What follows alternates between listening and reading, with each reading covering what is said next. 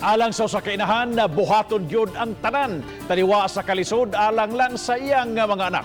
Apan mas tulukibon ang gihimo ning usa ka 83 anyos nga inahan kay bisan pa sa iyang taas nga pangidaron padayong miatiman sa iyang duha ka mga anak nga may suliran sa pangisip.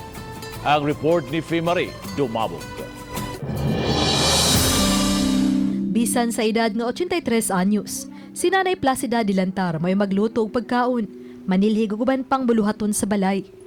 Ang suhulan nga iyang gidawat sa Cash for Work program sa pagpanilhig sa daan sa Bukirang Barangay sa Campo 4, Talisay City. Maoy gikuhaan sa inadlaw adlaw nilang panginahanglan. Apan luyo sa iyang taas nga pangidaron, nagatiman siya sa duha niya ka mga anak babay nga nag-edad og 51 ug 41 anyos. Nga puros adunay suliran sa pangisip. Siya gihapon ang mupakaon ug mokaligo kanila. Iya pa silang agakon palabang aron adto liguon sa tubod nga atbang sa ilang gipuy-an. Nabyuda siya sudda sa 13 ka tuig ug siya na ang nagatiman kanila bisan sa iyang katiguangon. Ipanlabay ang mga lusa, ang karing usa, ipanlabay ang kaldero nga naay kanon. Mapulos na gyud ko kasuko. Ako lang giagwanta, Ginoy! Mamatay na ko ani Ginoy. Uy, sus Ginoy, di na gyud ko kagwanta hapit sa akong kagol. Lujo kay tan-aon. Oh, layo sinang sidang kanang maningkamot ra gyud na siya kanang magkuan.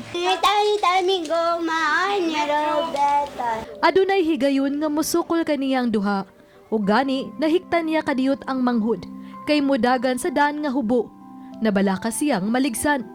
Ang matagadlaw nga pagatiman nining duha niya ka mga anak, kalbaryo man alang ka Nanay Placida, apanwa kaniya igsapayan, kay alang kaniya mas dako pa iyang gugma kaysa iyahang kasakit nga nabatyagan.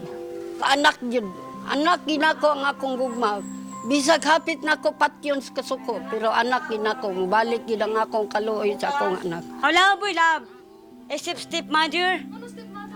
Motherhin man siya. Apan taliwa sa kawadon, andam gihapong mo paambit si Nanay Placida kung adunay madawat nga grasya. Manghihatago mo sana siya. Makadana siya dito sa eskwelahan o pagkaon daghan. Iya kong hapitan dire ingon iri okay daghan ka ini. Abagan usab sila si Nanay Placida sa iyang mga silingan ug mga opisyal sa barangay sa ilang panginahanglan, matag karon og unya. Basig kaluyan nga among hangyoon pinaagi sa among kugihang kapitan ug opisyalis nga basig mahatagan og GO nga matuyok-tuyok kay dili man namo kontrolado ang gidaghanon sa tao. May hinabang man tuod siyang madawat, apan naghangyo siya nga mahatagan og permanenteng panginabuhian aron kakuhaan sa ilang inadlaw nga panginahanglan, inay nga magsalig sa uban. Hangtod bada pa niya ang pag-atiman sa iyang mga anak. Andam siyang mag-antos, alang lang kanila. Uban ni John Sulon. Ako si Fimari Dumabog. Balitang Bisdak.